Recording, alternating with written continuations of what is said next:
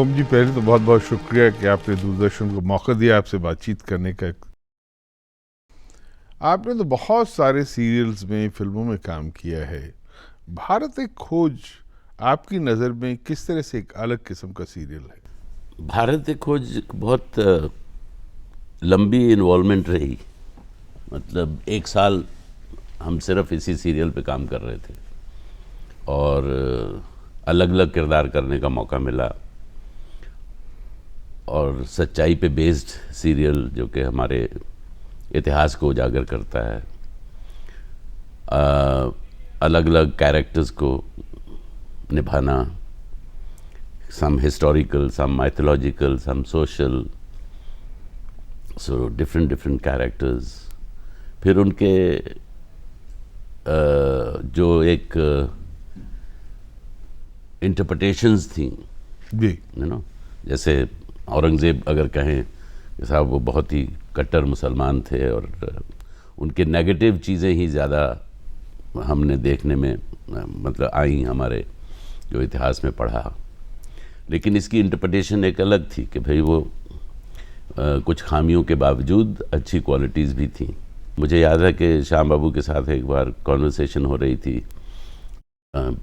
इसको लेकर कि औरंगज़ेब और शिवाजी की मीटिंग होती है, तो उनका कहना था कि वो मिले थे या नहीं मिले थे।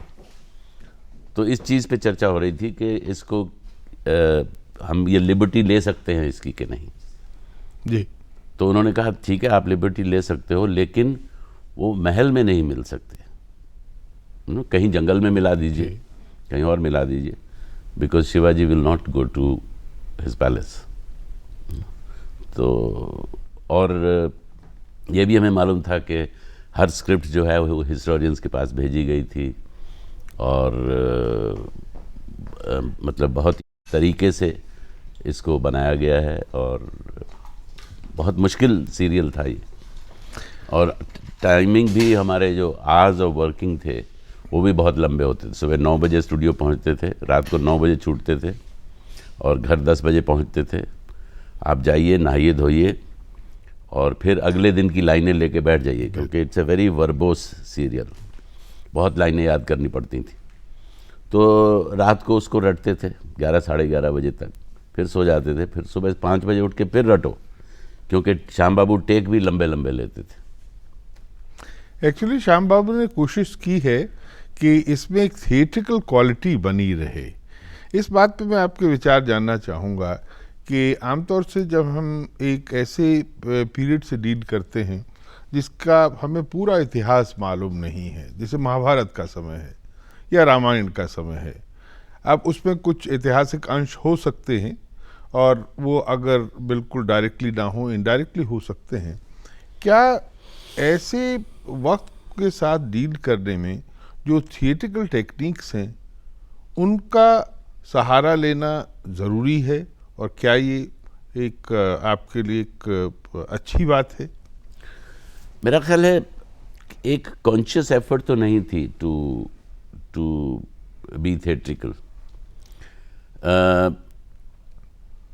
Historical characters automatically because they are little larger than life, कि भाई किंग है तो उस तरह की पोशाक पहने हैं तो उनकी वॉक भी स्टाइलाइज हो जाएगी और मैनर भी स्टाइलाइज हो जाएंगे, तो विच में सीम थिएट्रिकल।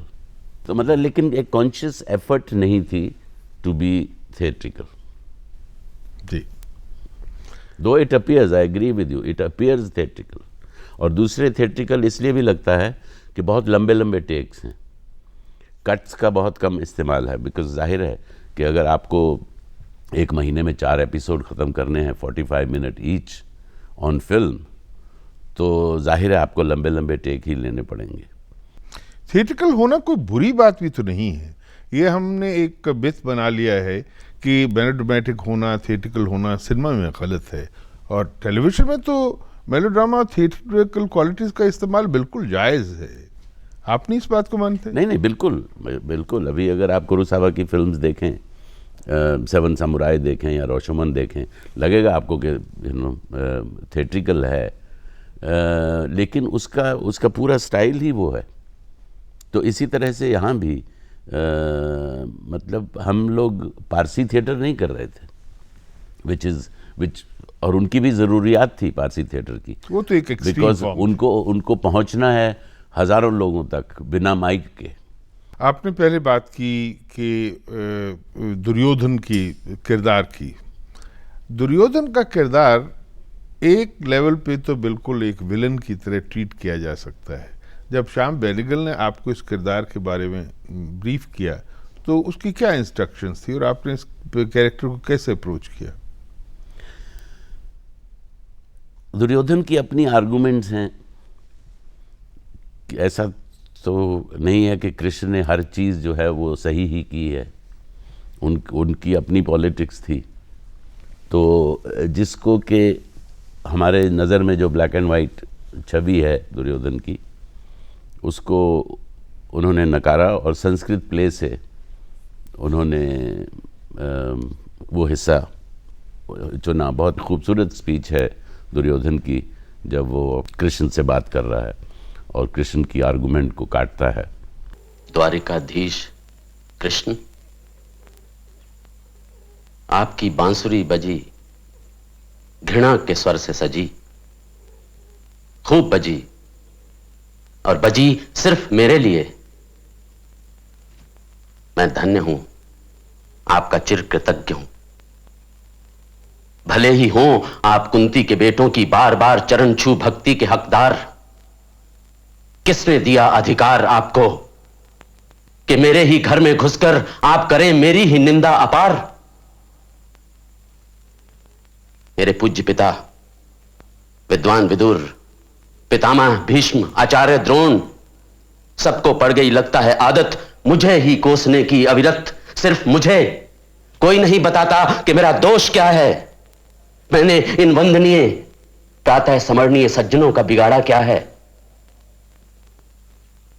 मधुसूदन, वो धर्मराज पक्का जुआरी, जुआ खेला, राज्य हारा, क्या गलती थी हमारी? सबको पता है जुए में हारे वो, फिर भी मैंने सम्मति दी थी कि लौटा दो जीता हुआ धन। फिर खेले, फिर हारे, जंगल फिरे, मारे मारे, इसमें मेरा क्या दोष? उल्टे मुझी से लड़ने की देते हैं धमकी, मुझे और मेरे भाइयों को मार डालने की। ये कैसा न्याय है? कौन सा धर्म है? आप भी आए हैं मुझे डराने, झुकाने, तो सुनो, नहीं झुकूंगा मैं देवताओं के देवता इंद्र के भी सामने। पांडव 5, आप उनके साथ उनके भाई, हम 100, हमारी सेनाएं, सहयोगी अनगिनत हमसे करने आए हैं लड़ाई। तो वही सही, कहीं ऐसा ना हो कि आपकी हो जग हंसाई। हम क्षत्रिय, हमारा मरण भी शुभ होगा, अगला मुकाम देवताओं का स्वर्ग होगा। हमें है स्वधर्म प्रिय, रणसैया पर सो जाना, किंतु नहीं कभी शत्रु के आगे सिर झुकाना। ऐसे वीर मरण के लिए क्यों रोए कोई? मरण के डर से जिए कैसे कोई? कहा था मातंग मुनि ने, पुरुष रहे तनकर, कभी नहीं झुककर, टूट जाए भले ही नहीं रहे नम कर। ऐसे ही रहा हूं मैं, आगे भी ऐसे ही रहूंगा। क्षत्रिय की तरह जिया हूं और क्षत्रिय की तरह मरूंगा भी। यही धर्म जानता हूं मैं, और धर्म के आगे कुछ नहीं मानता मैं। जब तक जीवित हूं राज्यांश नहीं मिलेगा। वचन दिया था वृद्ध पिता ने मेरे बचपन में, मेरे पराधीन रहते।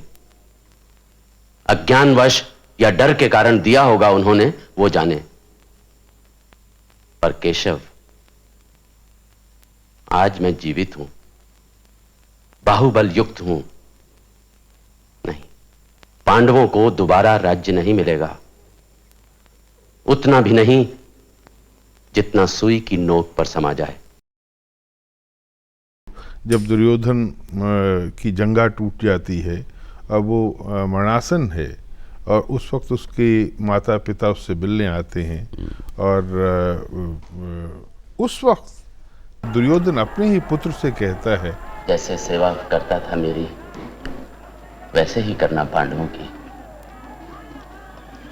पूज्य मां कुंती की आज्ञाओं का सदा पालन करना। अभिमन्यु की मां और द्रौपदी को अपनी मां की तरह देना आदर। देख बेटे, याद रखना कि कीर्तिवान वैभवशाली गौरव की अग्नि से जिसका हृदय दमकता था, वो तेरा पिता दुर्योधन युद्ध में समान बल वाले शत्रु का करते हुए सामना गिर गया है। ये सोचकर तू दुख को छोड़ दे। मेरी मृत्यु के बाद युधिष्ठिर की बलशाली बांह को पकड़ना, दाहिनी बांह के रेशमी वस्त्र को पकड़ पांडु पुत्रों के साथ मेरा नाम लेकर मुझे देना तू तर्पण। This was really a great saying. और दूसरे, रावण के बारे में तो बहुत कहा भी जाता है कि भाई वो सिर्फ राक्षस नहीं, he was a great scholar and he was a great administrator. उनके अवाम उनसे बहुत खुश थे। रावण अपना राज्य का शासन करते करते परिपक्व हुआ है। उसकी प्रजा उसका आदर करती है। उसने अपनी राक्षस प्रकृति के कारण बहुत से दुष्कर्म अवश्य किए हैं, पर राजनीति के संबंध में उसका विचार जानना हमारे लिए अच्छा होगा। रावण मृत्युशैया पर हैं, तो राम और लक्ष्मण जब आते हैं उपदेश लेने, तो वो कहता है कि मैं क्या उपदेश दूँ, मैं तो ये पढ़ा हूँ, देखिए। और बोले, एक बात मैं ज़रूर कहना चाहूँगा कि अगर अच्छा विचार मन में आए तो उसे फौरन कर डालो, बुरा विचार आए मैं भला तो थोड़ा रुक जाओ। आपको क्या मार्गदर्शन दे सकता हूं? मेरी बुद्धि तो स्वयं भ्रमित और अंधकार में डूबी है। उचित और अनुचित के बीच का भेद जानने में असमर्थ है। हे रघुकुल स्वामी, मैं भला आपको क्या शिक्षा दे सकता हूं? महाराज, आप मुझसे बड़े हैं, अनुभवी भी हैं, एक समर्थ शासक रहे हैं आप। मुझे उचित, अनुचित और शासन करने के संबंध में आपके विचार जानने चाहिए। हे रघुराज, कोई भी कार्य जो दया, प्रेम और परोपकार की भावना से किया जाता है, वो निश्चित ही अच्छा होता है। किंतु सत्कर्मों को हम सदैव स्थगित करते रहते हैं। अगर आप कोई सत्कर्म करना चाहते हैं तो उसमें देरी न करें, उसे तुरंत कर डालें, नहीं तो बाद में उसे पूरा करने में कठिनाई होती है। किसी अच्छे काम को टाल दोगे तो वो कभी पूरा नहीं होगा। उचित कहा आपने। हाँ, दुष्कर्मों के बारे में तो मैं तुम्हें बहुत सी बातें बता सकता हूं। मैंने जीवन में दुष्कर्म ही तो किए हैं। देखो, आज मेरे सभी पुत्र पौत्र मारे जा चुके हैं। क्रोध, घमंड, घृणा, इन्हीं से दुष्कर्मों का जन्म होता है। जैसा कि हे रघुवंशियों के स्वामी जैसा कि दुष्कर्मों की प्रवृत्ति होती है कि वो चिल्ला चिल्ला कर अपने पूरे होने की मांग करते हैं, किंतु बुद्धिमान व्यक्ति वो होता है जो क्रोध, घृणा और घमंड से प्रेरित होकर कार्य करने में अपने को रोकता है। उचित अनुचित के बारे में मेरा यही ज्ञान है। हे राम, इस ज्ञान का तुम सदुपयोग करना और मेरे अपराधों को क्षमा करना।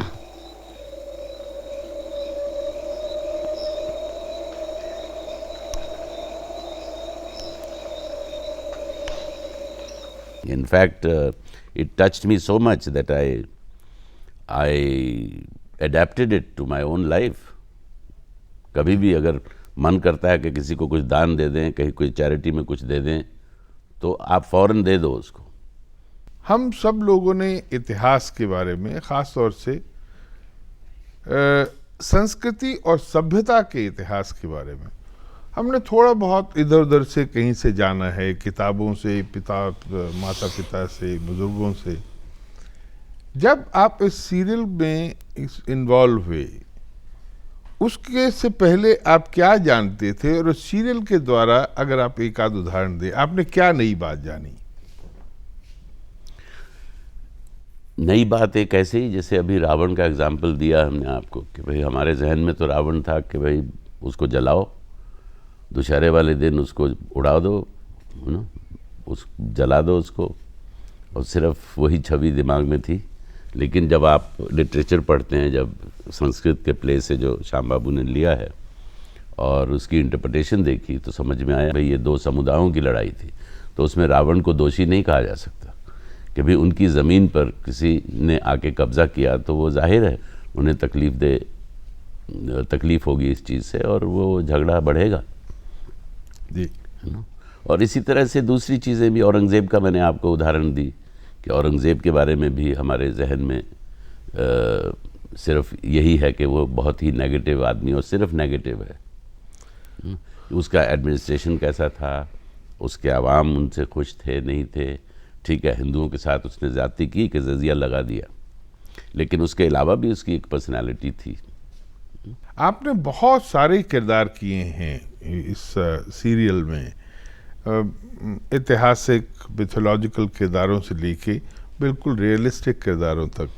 जैसे आपने एक किरदार किया है गांधी के लौटने पर, एक दक्षिण भारत में, हैदराबाद में एक पटेल का, जो बिल्कुल एक रियलिस्टिक लेवल है। नहीं पुलिस साहब, मैं ये गांव का मालिक नहीं हूं। कौन भी घर दिए तो ले लो और अपना महल बनाओ, मेरे को कोई एतराज नहीं। तेरे को मालूम नहीं पटेल तू किससे बात कर रहा है? बस बस बहुत हुआ, जाओ। आप नहीं समझते कि एक थिएट्रिकल स्टाइल से हम रियलिस्टिक स्टाइल तक आते हैं जब हम एक आधुनिक परिवेश में आते हैं? जब आप अशोका करते हैं या औरंगज़ेब करते हैं, तो these characters are larger than life, तो वो उनका प्रोजेक्शन ज़्यादा ऑटोमेटिकली होता है, और भाषा भी।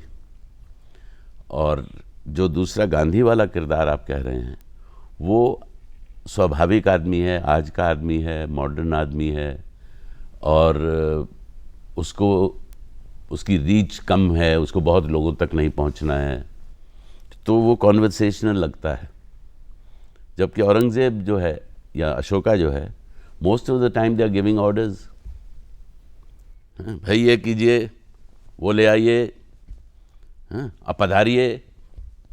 सो it becomes, it seems like theatrical. Mughal Azam का तखलिया। हाँ, तखलिया। तो मतलब, लेकिन एक कॉन्शियस एफर्ट नहीं थी टू बी थिएट्रिकल। जी।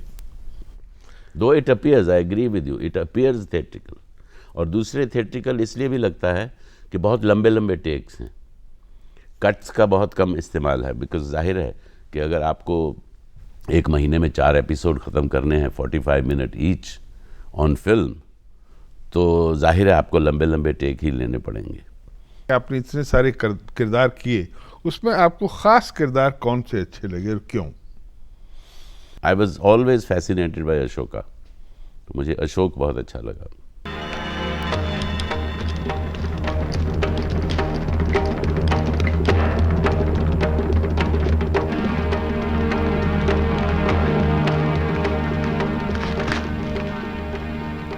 राजकुमार अशोक, मैं और मेरे मंत्री आपका साथ देंगे। कितने मंत्री होंगे? मुझे मिलाकर 101। शुभ है। और शेष मंत्रियों का? उनका प्रबंध भी कर दिया जाएगा।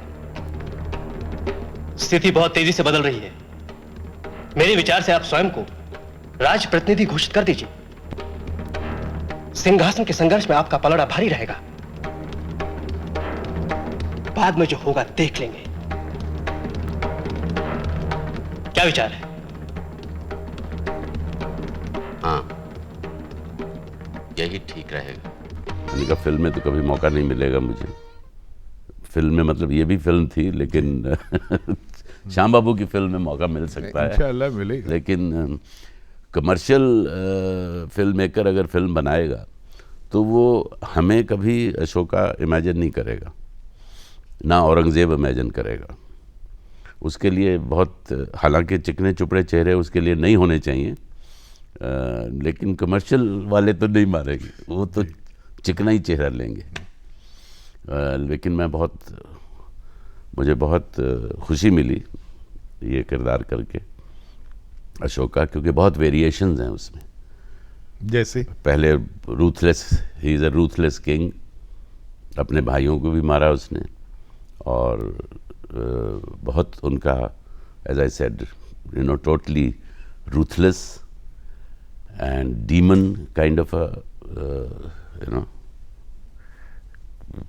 bloodthirsty, and then he becomes so vulnerable that he turns a Buddhist. So there was a whole range. जी, इसमें 2 एंकर हैं। एक रोशन सेठ है जो स्क्रीन पे है, दूसरा आपकी आवाज़ में, जिसे मैं नरेशन नहीं मानता, वो दरअसल एक एंकर का रोल है। श्याम बेनेगल ने जब आपको इसके बारे में ब्रीफ किया तो दोनों के रोल्स का क्या डिफरेंस बताया आपको, कैसे समझाया? एक तो नेहरू साहब की आवाज़ है जो कि रोशन सेठ ने की, उनकी इंटरप्रिटेशन है, उनकी सोच है, और दूसरा मेरा जो वॉइस ओवर है वो it is suppose to be a modern interpretation, कि भाई आज इतने साल बाद की क्या सोच है या क्या नया डिस्कवर किया गया है जिसकी बिना पर हम हिस्ट्री पे कमेंट कर सकते हैं, या श्याम बेनेगल की सोच है उसमें शामिल, तो वो मेरे ज़रिए कहा गया है। आपने इस सीरियल से निजी लेवल पे क्या सीखा?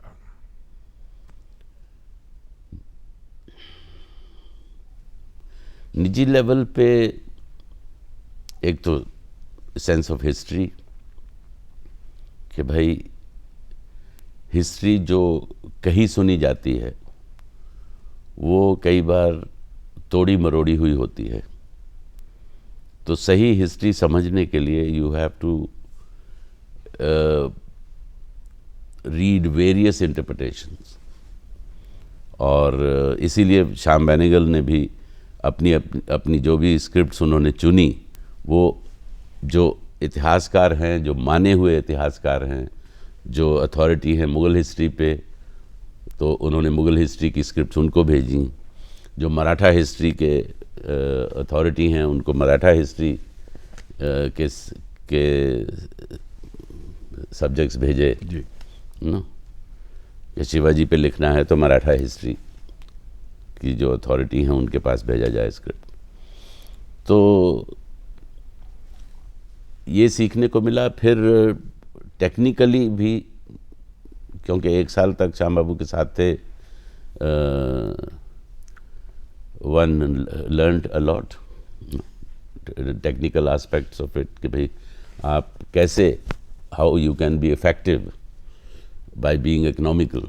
जैसे सेट्स भी बदलते थे कि भाई एक सेट लगा है महल का, उसी में थोड़ा रद्दो बदल करके उसको दूसरा पीरियड का बना दें ताकि ख़र्चा बचे। ऐसी चीज़ें भी सीखने को मिली। और दूसरे बच्चों के लिए जो स्कूल कॉलेज में पढ़ते हैं, उनके लिए एक लाइव हिस्ट्री है ये। मैंने अपने बच्चे से वादा किया है कि मैं उसको ये भेंट करूँगा पूरा सेट डिस्कवरी ऑफ इंडिया का। तो इससे बढ़िया तोहफ़ा बच्चे के लिए नहीं हो सकता। तो जो भी परिवार अपने बच्चे को तोहफ़ा देना चाहता है, डिस्कवरी ऑफ इंडिया का तोहफ़ा दे उसको, और उसका भला होगा, और पूरी हिस्ट्री जो है वो पर्दे पे देखेगा। बहुत बहुत शुक्रिया ओम जी, धन्यवाद।